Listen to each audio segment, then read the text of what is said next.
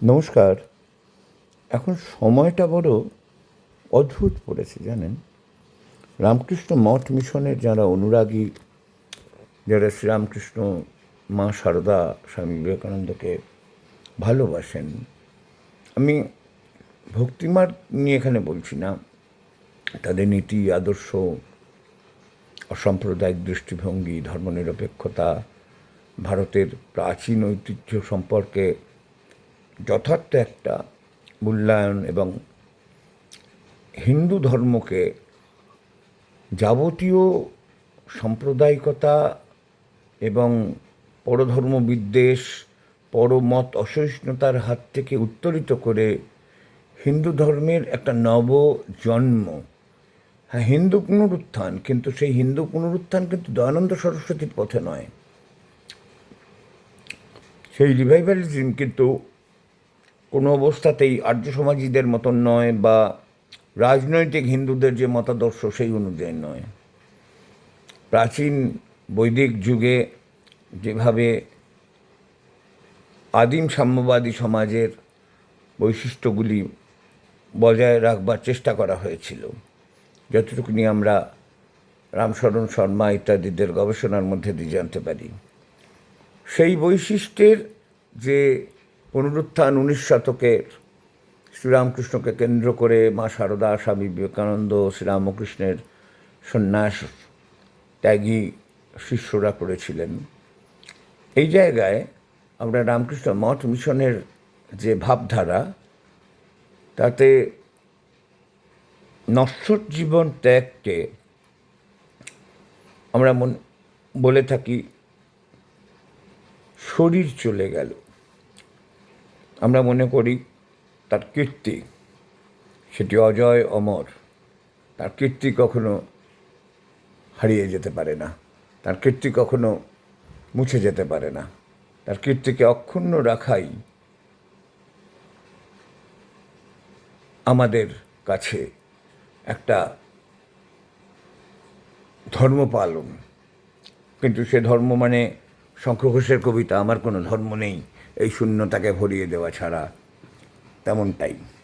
সেই ধর্ম মানে কোনো প্রাতিষ্ঠানিক ধর্ম নয়, ছোঁয়াছুঁয়ি, ভাতের হাঁড়ি, পইতে টিকি টুপিটো পরে পর্যবেসিত হওয়ার বিষয় নয়। এরকম একটা জায়গায় আজ 4 জুলাই 1902 সালের আজকের দিনে স্বামী বিবেকানন্দের জীবন অবসান হয়। আমাদের রামকৃষ্ণ মঠ মিশনের তরিকায় যাকে বলা হয় শরীর চলে যাওয়া, এই বিষয়টিকে ঘিরে দেখছি অদ্ভুতভাবে একটা সোকল্ড উদযাপন, তার একটা প্রক্রিয়া চলছে। অনেক এই এই আজকের শাসকদের গণ্যমান্য লোক তারাও পোস্ট করছেন, কিন্তু রামকৃষ্ণ মিশনের কাছে দেহের মৃত্যু মানে তার আদর্শের মৃত্যু নয়, দেহের মৃত্যু মানে তার চিন্তাধারা, তার ভাবধারা, তার মৃত্যু নয়। তাই স্বামীজির জীবনাবসানের দিন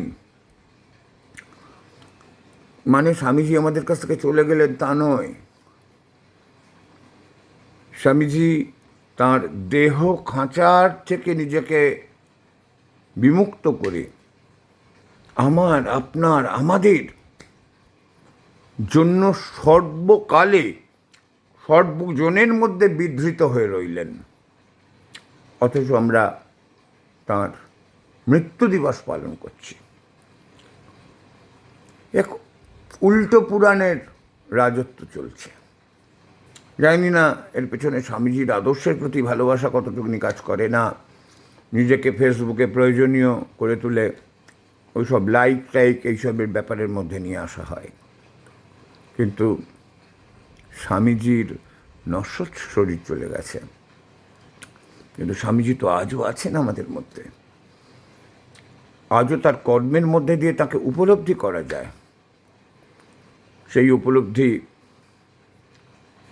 এককালে করেছিলেন 1933 সালে, সেই উপলব্ধি করেছিলেন আমার পরম গুরু শ্রী শ্রী ঠাকুর রামকৃষ্ণদেবের প্রত্যক্ষ শিষ্য শ্রীমৎ স্বামী বিজ্ঞানানন্দজি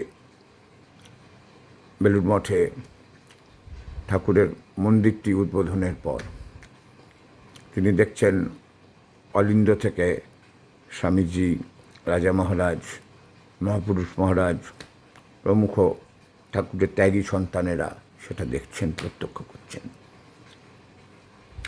দেখার মতো চোখ থাকলে, দেখার মতো মন থাকলে সবসময় তাকে দেখা যায়। তাই স্বামীজির, ঠাকুর শ্রীরামকৃষ্ণ বা মা শারদামণি এদের মৃত্যু দিবস পালন করা, এটা আমাদের রামকৃষ্ণ মঠ মিশনের যে ট্র্যাডিশন তার বিরোধী। এইসব নিত্য নতুন সমাজ মাধ্যমে তৈরি করা কন্টেন্ট ক্রিয়েটারদের